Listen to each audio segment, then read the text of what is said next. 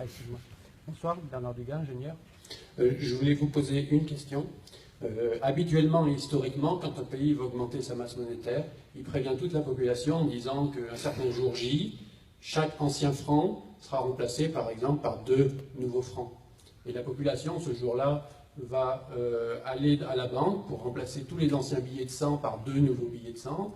Tous les prix, tous les soldes des comptes, y compris d'épargne, d'AVS, deuxième pilier, vont être multipliés par 2. Et bien sûr, tous les prix et donc tous les salaires vont être multipliés par 2.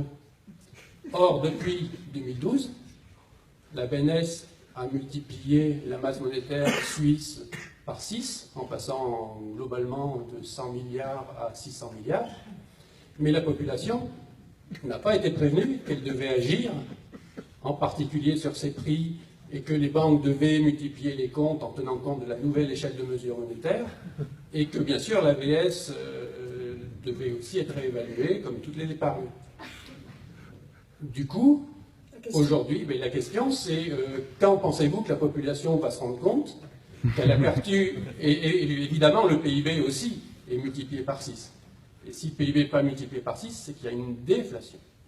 Et donc, quand pensez-vous que la population suisse va se rendre compte qu'elle a perdu un facteur 6 par dilution monétaire sur la valeur de ses salaires et de ses revenus et de son épargne? Merci. C'est un peu le monde à l'envers, parce que le bilan, la grandeur du bilan et donc l'expansion de la masse monétaire est justement parce que le franc suisse est surévalué. Donc nous, il y a une expansion de notre bilan en réaction à un franc suisse qui est très fort. Et c'est pas le franc suisse en lui-même, je ne veux pas qu'on pense qu'on essaie de manipuler le franc suisse qui a un taux de change flexible. C'est plutôt qu'il y a une demande extrêmement forte pour des placements en Suisse. Il y a une demande pour les investisseurs étrangers de venir en Suisse et aussi pour les investisseurs suisses. Et je l'ai dit dans mon texte, une des choses qui se passe actuellement, c'est qu'il y a beaucoup d'incertitudes à l'extérieur. C'est des tendances qui ont commencé en 2008.